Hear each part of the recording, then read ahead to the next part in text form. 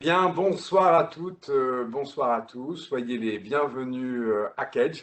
Soyez les bienvenus pour cette cérémonie de remise du prix du meilleur mémoire de Master 2002-2020 que nous allons vivre dans des conditions un peu particulières. Nous sommes à la fois en présentiel, à la fois en distanciel. Et pour lancer cette cérémonie, je vais accueillir virtuellement le délégué général d'AJP, Bruno Gulier de Fabron, qui ne peut être parmi nous puisqu'il est en déplacement professionnel, mais qui a tenu absolument à nous dire, vous dire quelques mots. Bonsoir à toutes, bonsoir à tous. Ne pouvant être présent avec vous aujourd'hui, et je le regrette vraiment, j'ai néanmoins souhaité être avec vous en distanciel, une pratique à laquelle nous sommes maintenant tous habitués. Il y a 3 ans, en mai 2018, AJP lançait avec Kedge Business School une chaire sur le travail indépendant et les nouvelles formes d'entrepreneuriat. Présente au comité des entrepreneurs et des indépendants depuis sa création, il y a plus de 45 ans, l'association d'assurés AJP compte aujourd'hui plus de 620 000 adhérents et nous avons toujours été convaincus de la nécessité de comprendre les mutations de société pour apporter une réponse adaptée aux besoins essentiels de protection sociale, que sont la protection de la famille, de l'activité professionnelle, du patrimoine, des emprunts et bien sûr la préparation à la retraite. L'une des grandes transformations que nous avons connues ces dernières années est l'essor de l'entrepreneuriat. Avec déjà un bel essor en France et un véritable boom depuis plus de 10 ans, lié notamment à la création du statut d'auto-entrepreneur qui regroupe aujourd'hui plusieurs centaines de milliers de créations d'entreprises par trimestre. Avec aussi des changements profonds tant sur la sociologie des entrepreneurs que dans les secteurs d'activité qui sont concernés, avec l'émergence notamment des nouveaux modèles économiques d'aujourd'hui. Mais aussi une mutation très rapide qu'il est important de comprendre pour bien l'anticiper et l'accompagner. C'est pour cela que cette chaire AJP Kedge a été créée, avec des travaux qui ont cherché à comprendre les nouveaux modèles liés à l'évolution des modes de travail de ces nouveaux indépendants et entrepreneurs. Grâce aux travaux de la chaire, AJP a contribué à une meilleure appréhension des mutations du monde d'aujourd'hui et à une anticipation du monde de demain, et j'en suis très heureux. Arnaud Lacan vous présentera dans quelques instants les résultats des travaux de la chaire et de tout ce qui a pu être entrepris ces 3 dernières années. Ce soir, nous mettons à l'honneur un jeune chercheur, Gaël Coulomel, lauréat 2021 du prix du meilleur mémoire de recherche pour son mémoire intitulé « Dans quelle mesure les mutations de la société salariale française interrogent-elles la protection sociale des travailleurs ?» J'ai eu l'occasion de le lire et j'adresse toutes mes félicitations à Gaël. Au-delà de la qualité des recherches, c'est la compréhension du système de protection sociale français si spécifique qui est très intéressante et qui lui permet de formuler des propositions concrètes d'évolution novatrice. Bravo pour ce travail que nous sommes vraiment fiers de récompenser aujourd'hui. Merci à tous. À distance, j'adresse mes remerciements au délégué général d'AJP et je dois dire en écho à ces propos que si effectivement le travail d'une chaire, c'est produire de la donnée scientifique sur un thème, en tant que titulaire de la chaire, mon travail a surtout consisté à coordonner les différents travaux et tout cela grâce à l'accompagnement bienveillant, à l'aide toujours solide et solidaire de Saïd Yabi, qui est le directeur scientifique de la chaire, qui est également le président du jury du prix du meilleur mémoire. Et il est aujourd'hui lui-même retenu par des travaux universitaires en dehors de Paris. C'est pourquoi il a à son tour souhaité adresser quelques mots, bien sûr, à Gaël, mais aussi à toutes celles et ceux qui nous écoutent pour leur expliquer, pour leur donner à comprendre comment a fonctionné le jury du prix. Alors, Saïd, Mesdames je et te messieurs, laisse. chers collègues, bonsoir. En qualité de directeur scientifique de la chaire AJP Kedge, je vous souhaite la bienvenue dans cette deuxième édition pour la remise du prix du meilleur mémoire AJP Kedge. Une belle cuvée cette année avec encore une fois des thématiques variées autour du travail indépendant. 12 mémoires ont concouru, contre 8 pour l'édition précédente. D'ailleurs, comme promis dans mon message à la cérémonie de l'année dernière, mais en réalité, nous n'y sommes pas pour grand-chose. C'est le destin qui a décidé pour nous. On a fait mieux, question parité, puisque sur le podium de cette année, nous avons une finaliste sur les 3 mémoires retenues. Les 3 finalistes, dans un mouchoir de poche, sont Gladys Grégoire avec un mémoire intitulé « Les nouvelles pratiques managériales », comment les nouvelles pratiques managériales permettent à l'entreprise de renforcer sa marque employeur, sous la direction d'Arnaud Lacan. Julien Depont avec un mémoire intitulé « Le business model des structures d'accompagnement à l'entrepreneuriat », sous la direction de Christophe Garonne. Gaël Coulombelle avec un mémoire intitulé « Dans quelle mesure les mutations de la société salariale française interrogent-elles la protection sociale des travailleurs ?» sous la direction de Xavier Hollande. Félicitations donc à nos 3 finalistes pour leur travail de qualité. Mais puisqu'il n'en faut qu'un, le lauréat du concours de cette 2e édition du prix du meilleur mémoire à JP Cage est Gaël Coulombelle et son mémoire sur le thème, je le rappelle, dans quelle mesure les mutations de la société salariale française interrogent-elles la protection sociale des travailleurs. Bravo à Gaël Coulombelle pour ce travail pertinent qui répond à ce qu'on attend d'un mémoire, une démarche scientifique rigoureuse et une approche analytique d'une problématique actuelle. Nous lui souhaitons bonne continuation et beaucoup de réussite dans sa vie professionnelle. Je vous laisse entre les mains du maître de cérémonie, Arnaud Lacan, et vous souhaite de passer un très agréable moment festif. À très bientôt. Merci beaucoup, Saïd, de ces quelques mots. En effet, le podium était riche, mais je dois dire que ce qui suit les 3 finalistes en termes de mémoire, ce sont aussi des mémoires de grande qualité. Les 12 mémoires étaient très intéressants sur les thèmes propres de la chaire, que j'aurai le plaisir d'évoquer un peu plus tard. Et c'est pour moi une vraie fierté en tant qu'enseignant de dire à quel point nos étudiants, lorsqu'ils sont en Master 2, et que pour avoir leur diplôme, c'est-à-dire un prérequis diplômant, ils doivent réaliser ce mémoire de fin d'études. C'est un vrai plaisir de vous dire vraiment à quel point ils sont capables de produire de la donnée scientifique, de produire de la réflexion, de l'analyse, en termes de revue de littérature, en termes de démarche méthodologique, et que nous avons eu beaucoup de chance au sein de la chaire de suivre plusieurs dizaines de mémoires sur les thèmes connexes au travail indépendant, aux nouvelles formes d'entrepreneuriat. Mais pour l'heure, il s'agit d'honorer Gaël, de le récompenser. Mais j'ai une petite surprise pour lui. Avant de l'appeler, puisqu'il est avec moi ici sur notre campus parisien, avant de l'appeler pour qu'il nous restitue ses travaux, son directeur de mémoire, mon collègue et ami Xavier Hollande, a tenu à lui adresser quelques mots. Bonjour à tous. Je suis Xavier Hollande, professeur au département management à Cage Business School et l'heureux directeur du mémoire de Gaël Coulombelle. Je suis évidemment ravi que Gaël soit distingué au travers de son mémoire.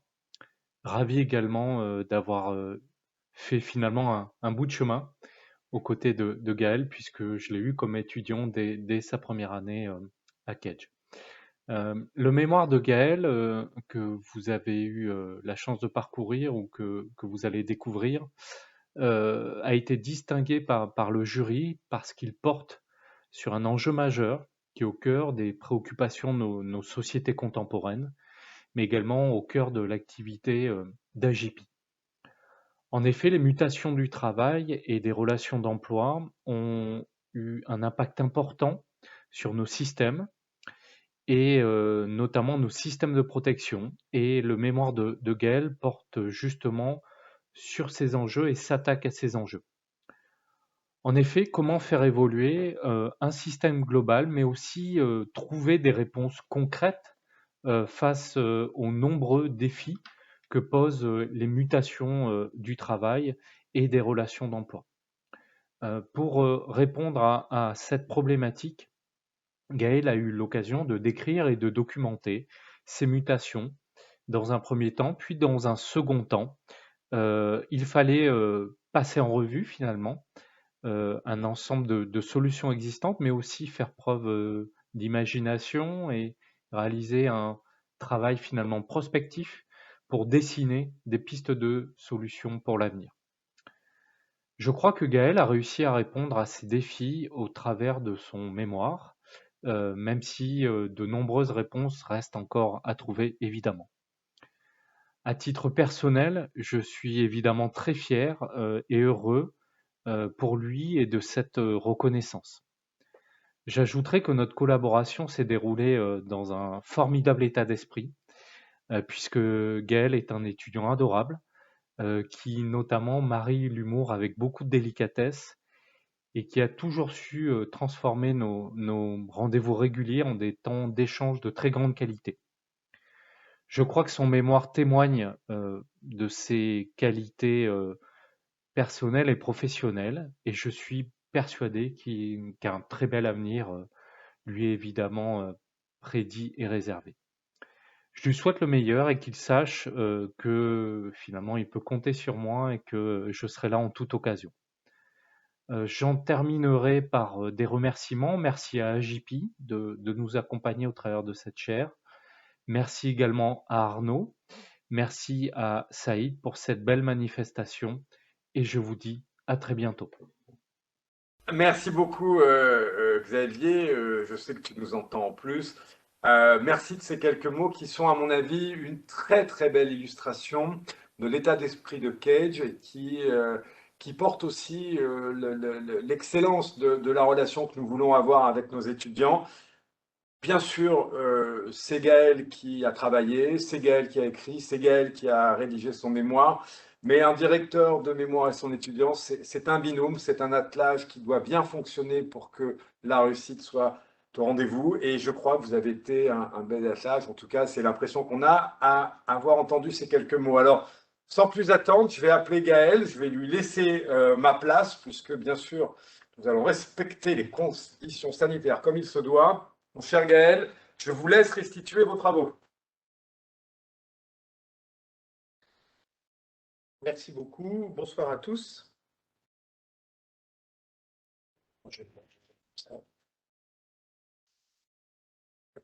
Je suis très heureux d'être avec vous ce soir. Je remercie tout particulièrement Cage Business School d'abord pour les 3 années durant lesquelles j'y ai étudié, mais également pour leur accueil ce soir sur le campus parisien. Je salue également le directeur général d'AJP, ainsi que les professeurs Lacan, Hollands et Yami, et aussi vous toutes qui êtes ici. Ce mémoire a 3 objectifs. D'abord, d'établir un diagnostic neutre et documenté du marché du travail en France. Ensuite, de mettre en perspective la protection sociale des travailleurs français au regard de ce diagnostic. Et enfin, de proposer des pistes pour que la protection des travailleurs les couvre mieux. La génération à laquelle j'appartiens connaît de profondes mutations. Le marché du travail n'y échappe pas. Le nombre de métiers disponibles augmente, moins vite que la population mondiale. Les chaînes de valeur s'internationalisent. Il en résulte un besoin de flexibilité qui pèse sur les travailleurs et duquel découle irrémédiablement une précarisation progressive du travail. Tous ces événements participent à refaçonner la société salariale actuelle. Et même si le CDI demeure la norme et que le salariat reste ultra majoritaire en Occident, en 30 ans, le marché du travail a connu un réel bouleversement. La part des CDD dans l'emploi a triplé entre 1982 et 2015. En 2019, selon l'INSEE, 87% des nouvelles embauches étaient des CDD. Nous observons donc un marché du travail divisé en deux, avec d'un côté une majorité de salariés qu'on pourrait qualifier de stables, ce qu'ils sont en CDI, et de l'autre une minorité qui cumule des emplois qui sont quant à eux de plus en plus courts. Autrement dit, un salariat momentané qui représente 20% de l'emploi total dans l'OCDE en 2019. En parallèle, les plateformes numériques pour l'emploi ont poussé partout en Occident. Même si leur impact et leur expansion sont limités, et même si leur viabilité demeure fragile, ces plateformes proposent une approche disruptive du travail et sont portées par l'aspiration des actifs à gagner en autonomie.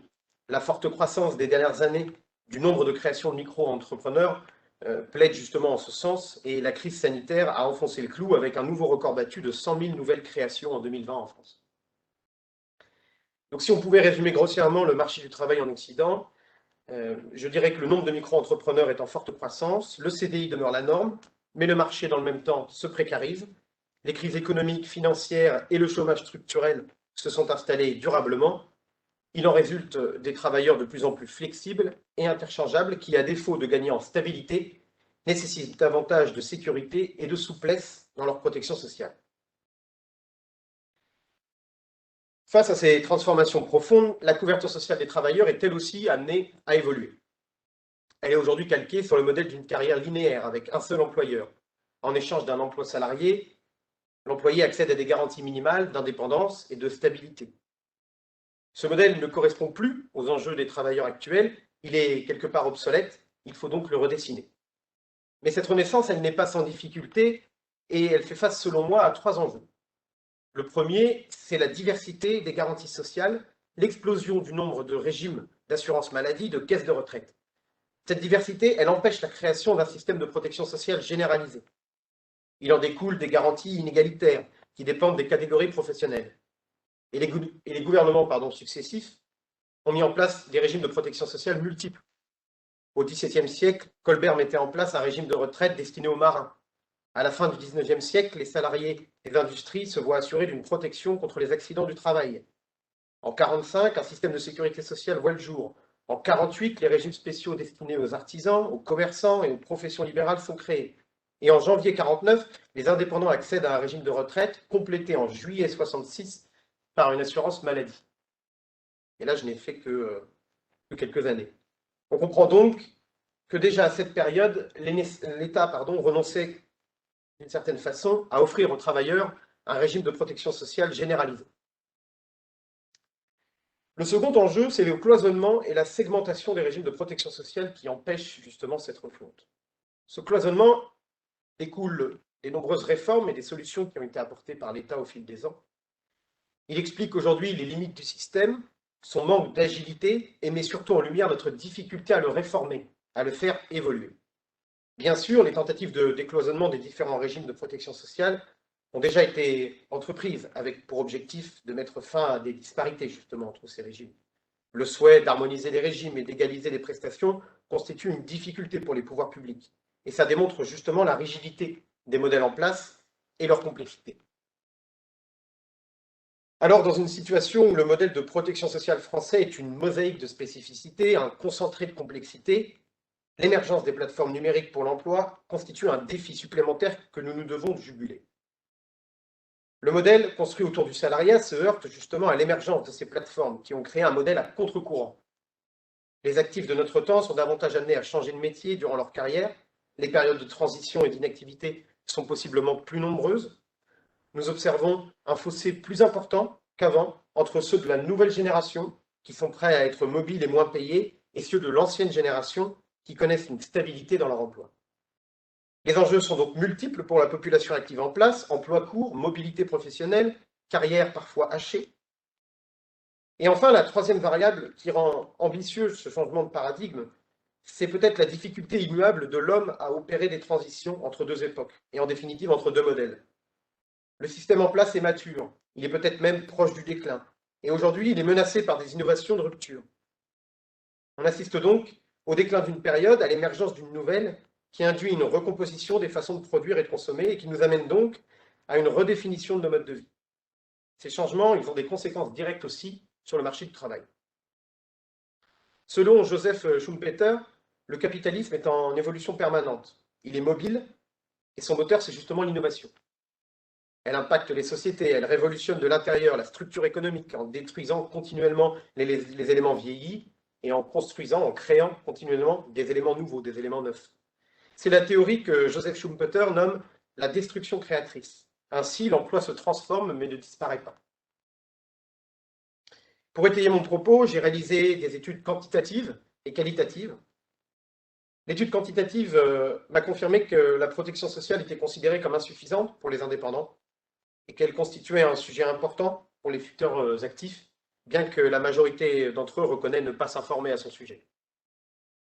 L'étude qualitative que j'ai menée auprès de travailleurs indépendants permet quant à elle d'apporter des explications et des éclaircissements sur l'inadéquation entre travail et protection sociale. D'abord, cette étude qualitative, elle confirme que le marché du travail se précarise. Il est de plus en plus tendu. Les indépendants interrogés m'ont d'ailleurs permis d'identifier 2 raisons à cette précarisation. d'une part, l'inadéquation entre l'offre et la demande sur le marché du travail, et d'autre part, l'accroissement manifeste de la concurrence sur le marché de l'offre. Par ailleurs, les indépendants interrogés confirment que la refonte de la protection sociale est nécessaire. Selon eux, celle-ci est inégale comparée à celle des salariés et elle n'offre aucun filet de sécurité et de garantie lorsque l'on est sans activité, élément pourtant essentiel pour être certain de finir le mois sereinement et aussi pour parfois se lancer dans l'entrepreneuriat. Alors, quelles pistes de résolution devrions-nous explorer? J'en ai identifié 3, avec beaucoup d'humilité, bien sûr. D'abord, la France peut compter sur les exemples de ses voisins nordiques, et en particulier sur l'exemple danois. Le modèle de flexi-sécurité danois, aussi appelé flexicurité, est une piste qui est intéressante pour améliorer la protection sociale en France, dans la mesure où elle permet de libérer le marché du travail, objectif maintes fois évoqué par les pays émergents, et les pays peut-être même du monde entier, mais qui demeure difficile si on n'ajoute pas à cela la création d'un filet de sécurité pour les travailleurs. Ainsi, les Danois ont mis en place un modèle qui garantit la libération du marché du travail et la sécurité des travailleurs si ces derniers se retrouvent au chômage, avec des droits, mais surtout avec des devoirs. La réussite de ce système, elle repose également dans l'inclusion d'une multitude d'acteurs, permettant ainsi une approche décentralisée et non prise d'en haut, qui répond ainsi mieux aux besoins des travailleurs et à leurs attentes. Une autre piste paraissant intéressante, c'est l'universalisation de la protection sociale des travailleurs. Alors c'est peut-être la plus idéaliste, même c'est probable. Bien que cette piste demeure coûteuse et ambitieuse, elle n'en est pas moins intéressante dans la mesure où elle permettrait de proposer une couverture sociale détachée du statut du travailleur et rattachée à l'individu. Ainsi, ce modèle permet de répondre à l'instabilité du travail et aux carrières hachées qui deviendront peut-être peu à peu la norme. L'universalisation de la protection sociale permettrait également de traiter l'ensemble des travailleurs, indifféremment de leur statut, sans que certains, comme les salariés, soient désavantagés par rapport aux indépendants. Cette piste demeure très ambitieuse et d'autant plus coûteuse qu'elle impliquerait un nivellement par le haut des prestations sociales et donc une explosion du coût de la protection sociale. Troisième proposition, sûrement celle qui est le plus dans l'air du temps, c'est le numérique, qui constitue un atout essentiel et que je pense on ne peut pas négliger. L'émergence des technologies numériques est encore timide dans les modèles de protection sociale. Pourtant, le numérique constitue une chance inouïe pour refondre notre système et faire de celui-ci un outil souple, intelligent, pragmatique et qui colle au plus près des besoins et des enjeux auxquels font face les travailleurs. L'utilisation des technologies numériques permettra en effet de proposer des solutions sur mesure, en temps réel, au plus près du terrain. La dimension numérique est donc incontournable dans la recherche de solutions nouvelles et à mon avis, elle sera un atout non négligeable que nous devons exploiter. Voilà donc quelques pistes que j'avais déjà évoquées dans la revue littérature et que j'ai précisées dans les études quantitatives et qualitatives que j'ai menées. La protection sociale est en constante évolution, puisque justement elle vise à répondre aux besoins du marché du travail qui lui-même est en perpétuelle mutation. Il est donc indispensable de refondre notre système pour en faire un outil adaptable, modulable à souhait, permettant de garantir à tout un chacun de quoi vivre dans des périodes d'emploi comme de chômage. La réussite de cet outil ne saurait se concrétiser sans l'utilisation du numérique et sans l'inclusion de toutes les parties prenantes à travers une approche girondine et non plus jacobine comme c'est trop souvent le cas. J'en profite pour remercier bien sûr Xavier Hollande, cet excellent professeur que j'ai rencontré il y a 4 ans sur le campus bordelais de Catch Business School. Chacun de nous garde en mémoire un maître, un enseignant, un professeur qui nous a marqués, grâce auquel on s'est enrichi, qui parfois aussi a provoqué des révélations. Monsieur Hollande, vous êtes de cela et je profite de cette prise de parole pour vous remercier très sincèrement pour ces 3 années où j'ai grandi et j'ai appris avec vous. Je vous remercie pour votre disponibilité, pour votre sens de la pédagogie, de l'humour aussi, et surtout pour votre proximité avec les élèves, chose parfois difficile dans les grandes écoles. Voilà, je vous remercie. Bien. Merci beaucoup Gaël de cet exposé brillant. Bien. Je dois dire que j'avais lu votre mémoire et je l'avais trouvé remarquable. L'exposé l'est tout autant. Alors vraiment, félicitations. Je crois que tout Kedge peut être fier de vous.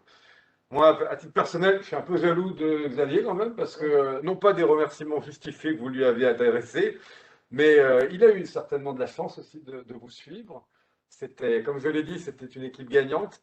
Alors félicitations à vous deux, félicitations à vous surtout. Et j'ai le plaisir de vous remettre officiellement le prix du meilleur mémoire de master pour l'année universitaire 2019-2020. Voilà, mon cher Gaël, vous êtes lauréat de la chaire Merci AJPKEDGE beaucoup. pour cet excellent mémoire. Merci beaucoup, monsieur. Merci à toutes de votre présence et merci à JP et à Kedge, bien sûr, et à la recherche. Et puis bonne continuation à vous. Merci, vous également. Merci beaucoup. Au revoir. Au revoir.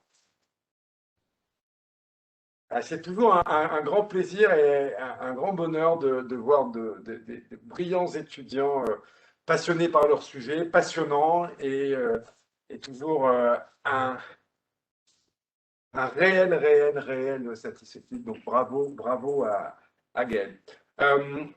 La remise du prix du meilleur mémoire de l'année universitaire 2019-2020 est aussi l'occasion pour nous de clore la chaire, puisque le contrat qui nous liait à JP, c'est-à-dire le partenariat que nous avions évoqué, courait sur une période de 3 années. Et que cette période s'achève en cette fin de mois de juin, ce qui me donne l'occasion de dresser le bilan de 3 années de travail avec un peu d'émotion, il est vrai, mais beaucoup de satisfaction surtout. Et au moment de faire ce bilan, dont je tire une certaine fierté, parce que beaucoup de gens ont travaillé, beaucoup de gens de l'école se sont mobilisés pour cette chaire. Au moment de tirer ce bilan, je dois à mon tour remercier AJP. Une pensée particulière, bien sûr, pour son président, François Birson, qui était à l'origine de la chaire. Un remerciement aussi pour Aude de Barne, la directrice de la valorisation de la chaire, qui était à l'origine de cette chaire, avec mon collègue et ami Thomas Laguarde, qui a lancé la chaire avant de m'en confier sympathiquement et amicalement les rênes, et toutes les personnes de AJP qui depuis 3 ans nous accompagnent, nous cadrent aussi sur les objets de recherche qu'ils souhaitent voir se développer. Quelques mots pour vous présenter ce bilan et d'abord vous dire que cette chaire avait été initiée, le délégué général l'a dit, en mois de juin 2018, nous sommes au mois de juin 2021, les 3 ans sont écoulés. Nous avions comme objectif, comme ambition d'apporter un éclairage sur le travail d'aujourd'hui et de faire des projections sur le travail de demain. La chaire avait été orientée vers 4 axes de recherche. Un premier axe sur l'entrepreneuriat, les évolutions socio-culturelles et les nouvelles pratiques managériales induites. Un deuxième axe sur la qualité de vie et le bien-être au travail nécessaire à l'entrepreneuriat individuel. Un troisième axe sur la gouvernance et les modes et les mondes de production, et notamment les nouvelles frontières de la firme. Et puis un quatrième axe dont je vous dirai un mot plus particulier sur les nouvelles formes d'entrepreneuriat en Europe. Alors, si je vais commencer par donner quelques éléments sur ce quatrième axe, c'est parce que parmi les leviers que nous comptions employer et que nous avons employés, il y avait d'abord le financement d'une thèse en sociologie, thèse réalisée par Tiffaine Le Goyer, qui précisément a pour but, pour thème, l'entrepreneuriat au niveau européen. Donc c'était un premier levier. Nous avons évidemment pu compter sur le suivi de nombreux mémoires de fin d'études, mais également sur le prix du mémoire, du meilleur mémoire de N2 sur les thèmes de la recherche. Nous avons souhaité, au maximum, relayer ces informations dans des contributions médias, faire de la production de données scientifiques et enfin faire de la diffusion de données. C'était les leviers que nous comptions utiliser. Alors, notre organisation, je vais vous la présenter rapidement, ce qui me donne l'occasion de saluer et de remercier les collègues qui se sont mobilisés dans le cadre de cette chaire et que j'ai le plaisir de coordonner. Bon, Saïd Yami, notre directeur scientifique que vous avez entendu, et puis nous avions également 2 professeurs permanents de l'école, Sylvie Brunet qui depuis a connu des aventures parlementaires qui l'ont éloigné de la chaire depuis 1 an, mais qui continue à rester en contact, qui nous a fait le plaisir de venir nous rencontrer régulièrement, d'être interviewé par des étudiants et de participer au jury des mémoires. Bien sûr, Xavier Hollande, que vous avez entendu tout à l'heure, alors certes, qui a accompagné Gaël, mais bien au-delà de Gaël, qui chaque année a accompagné un certain nombre d'étudiants de M2 dans la rédaction de leur mémoire de fin d'études. Et puis Tiffaine, dont je vous parlais tout à l'heure, qui était et qui est toujours doctorante au LEST, au laboratoire d'économie sociale et sociologie du travail, pardon, Tiffaine, qui devrait finir sa thèse très prochainement. Au moment du bilan, voilà ce qu'on peut dire. La thèse de Tiffaine est bien avancée. Elle a déjà réalisé des études thématiques qui sont des études contextuelles, circonstancielles, notamment pour AJP, mais également pour alimenter la production de données de la chaire. Nous avons, du point de vue des mémoires, encadré plusieurs dizaines de mémoires, puisque nous avons eu une vingtaine de mémoires la première année, 18 la deuxième année, puis 16 cette année.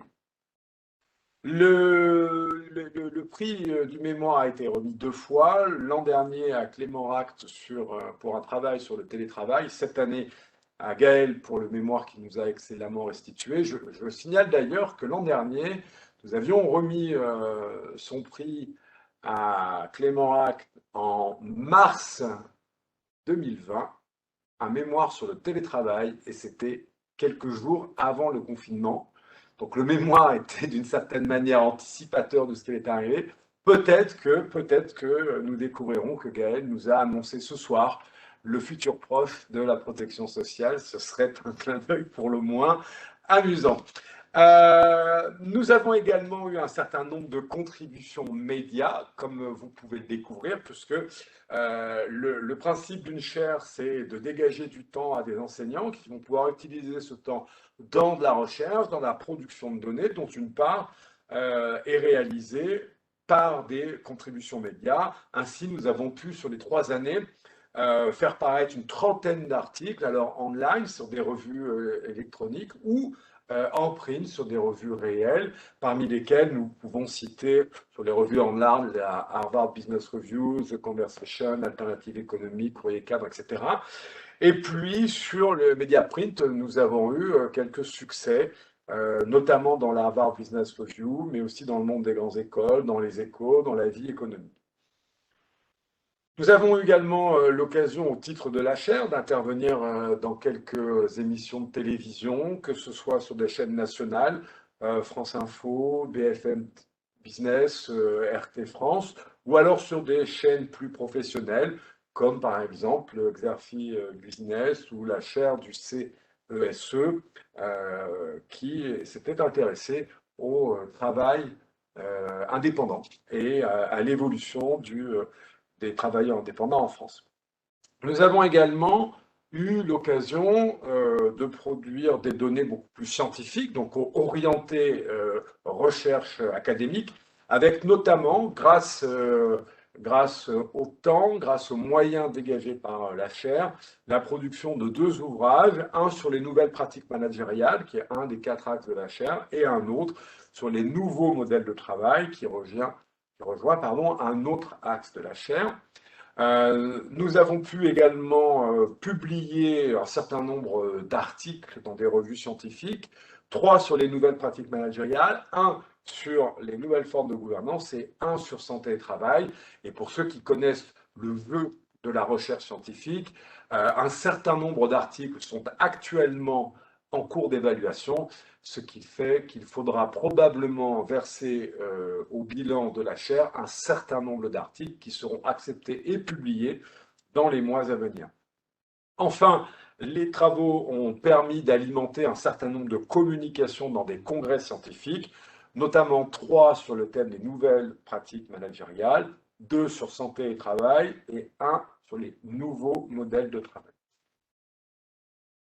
Ces données scientifiques seront synthétisées dans un numéro que j'ai beaucoup de plaisir à annoncer, un numéro spécial édité avec la revue Vie et Sciences de l'entreprise.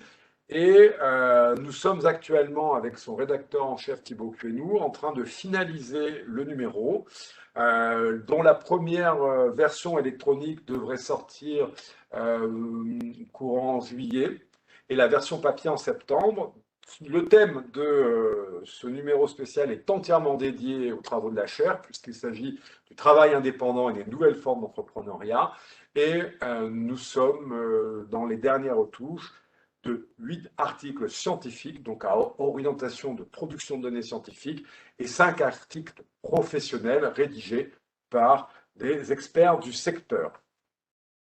Ces données scientifiques ont également été diffusées. Alors, malheureusement, pas autant que nous l'aurions voulu, puisque nous avons connu une crise sanitaire importante et qui a duré, et qui a mis un frein, d'une certaine manière, à la récurrence que nous avions trouvée dans un nombre d'événements que nous organisions sur nos campus, chez AJP, ou que nous avions prévu d'organiser chez AJP.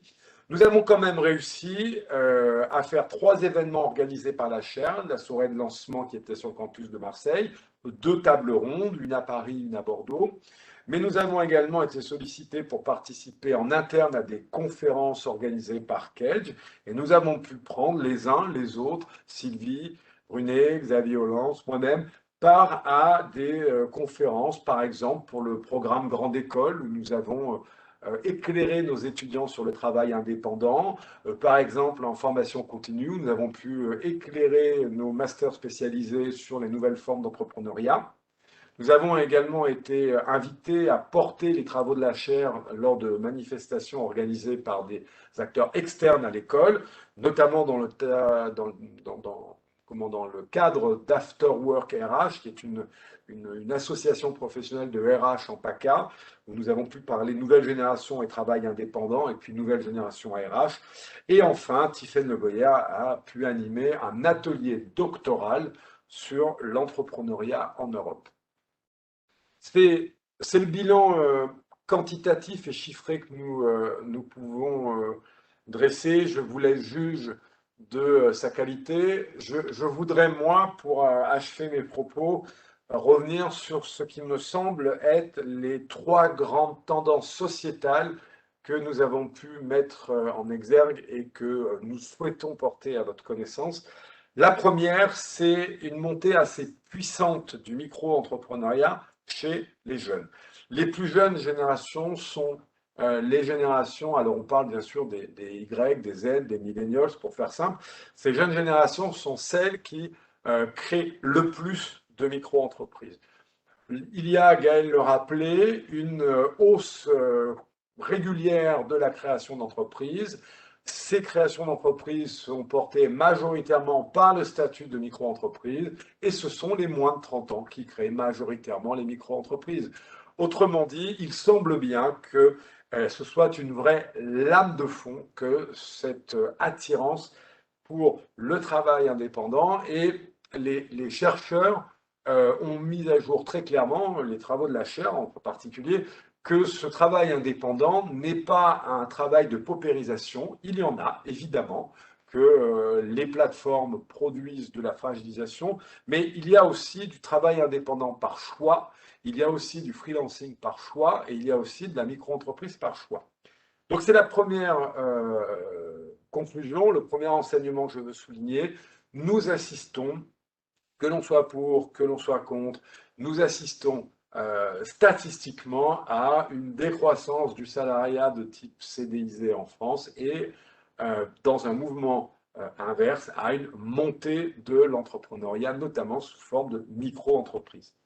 Deuxièmement, et c'est évidemment la conséquence du premier point, les entreprises qui se trouvent dans une situation de difficulté à recruter en CDI, ce qui est une situation relativement inédite sur ces 30 dernières années, les entreprises commencent à comprendre que, notamment les jeunes générations, fuient la structure managériale qui est la règle dans les grandes organisations, c'est-à-dire des entreprises traditionnelles, assez hiérarchisées, plutôt verticales, et qui met en place un pouvoir hiérarchique très cadrant, très surveillant, de type command and control. Il y a un vrai rejet de ce mode de management et on voit les jeunes générations se diriger plutôt vers des entreprises de plus petite taille, voire, vous l'avez compris, créer leurs propres entreprises. Nous avons fait des sondages dans un amphithéâtre de Master 2 à Cage. Il y a autour de 25 et 30% d'étudiants qui ont créé leur micro-entreprise pour s'autoriser à facturer et s'autoriser à avoir une activité économique indépendamment du salariat dans une grande entreprise. Donc, cette relation d'intra-clientélisme, d'une certaine manière, qui est en train de se créer, devrait pousser les entreprises à retrouver de l'attrait pour leurs futurs collaborateurs, notamment via l'intrapreneuriat. Et Xavier Hollande, c'est un de nos spécialistes du sujet. L'intrapreneuriat qui, pour faire simple, pourrait être résumé à la possibilité pour des collaborateurs de vivre une expérience d'entrepreneur à l'intérieur de la structure. Toujours est-il que si les entreprises veulent rester attractives pour recruter de nouveaux talents, il faudra qu'elles changent leurs pratiques managériales qui, pour l'instant, sont plutôt de nature à faire fuir les jeunes talents. Troisième et dernier point qui a été très largement et brillamment évoqué par Gaël, c'est bien sûr le besoin de faire évoluer la protection sociale en lien avec les nouvelles façons de travailler. Pour faire simple et peut-être pas tout à fait rigoureux du point de vue historique, mais pour donner une tendance large, la protection sociale que nous avons connue jusqu'à aujourd'hui est une protection sociale qui a été pensée sur un modèle de salariat de plein emploi. Et aujourd'hui, nous avons une société qui n'est plus de plein emploi et qui est beaucoup moins salariale que par le passé. Donc, il est temps d'investir sérieusement les pistes d'évolution de la protection sociale. Gaël nous a donné quelques pistes. Et bien sûr, c'est le rôle de demain, mais à vrai dire, dès aujourd'hui déjà, c'est le rôle d'acteur majeur de la protection sociale comme AJP. Voilà ce que je tenais à vous dire. Je crois que j'en ai fini avec ce bilan. Il me reste à vous remercier d'avoir été avec nous ou de regarder cette séance en replay. C'était un vrai plaisir d'animer cette chaire, c'était un vrai plaisir d'animer cette soirée et de remettre à Gaël son prix. Un grand plaisir également de l'entendre. Quant à moi, je me tiens à votre disposition si vous avez quelques questions sur le chat. Non, on me dit qu'il n'y a pas de questions. Alors, je vais vous souhaiter une très bonne fin de soirée. Vous remercier à nouveau. Je vais aller chercher mon masque et je vais demander à Gaël de me rejoindre. On va vous faire un au revoir groupé. Hop. Ah, je vous en prie. Hop là. Je vous laisse saluer également. Eh bien, écoutez, je vous remercie encore pour votre accueil. Voilà, la preuve en est que la recherche, c'est important. Que peut-être on en manque un peu parfois en France. Je suis bien d'accord avec vous. La recherche, c'est important. C'est important que des entreprises comme AJP la soutiennent. Et puis, c'est important de jeunes étudiants brillants comme vous s'en emparent. On peut faire une école de commerce et puis faire des très bons mémoires de recherche. Merci à toutes, merci à tous. Bonne fin de soirée. Merci. Au revoir. Au revoir.